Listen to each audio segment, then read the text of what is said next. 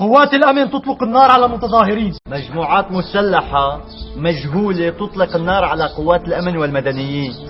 آلاف المتظاهرين خرجوا سلميا حاملين أغصان زيتون بأيديهم. قام العشرات ممن ادعوا السلمية في مظاهراتهم بأعمال الشغب والتخريب. عشرات الآلاف خرجوا للتظاهر وقوات الأمن تفرقهم بالقوة. العشرات من الأشخاص تجمعوا بعد صلاة الجمعة وتفرقوا دون أي احتكاكات. لكن أنت شو عم تقرأ؟ أخبار اليوم. أنت شو عم تقرأ؟ كمان أخبار اليوم. بس مو كأنه جريدتك عم تبهر شوي؟ لأن جريدتك عم تتكتم كثير.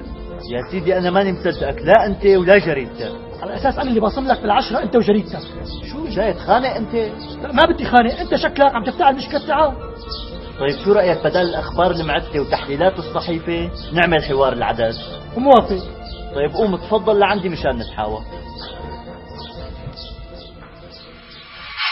لا أنت تفضل لعندي مشان نتحاور. لك يا أخي أنت تفضل لعندي مشان نتحاور. طيب شو رأيك نقعد طاولة جديدة؟ إيه موافق. شرف. يلا شيل هالجرايد من إيدك لنعرف نتحاور. ها شلناه. تفضل حاول. لا أنت تفضل حاول. لا أنت تفضل حاول. لك أنت ما طلبت تحاور، تفضل حاول. هلا ما مشكلة مين طلب، يلا تفضل حاول. يعني مش كمين طلب.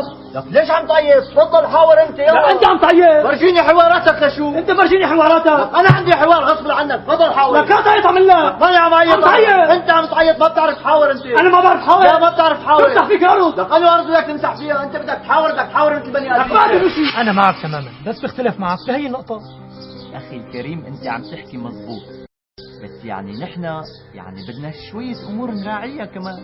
أخي الكريم التشبث بالرأي ما مفيد على جميع الأصعدة.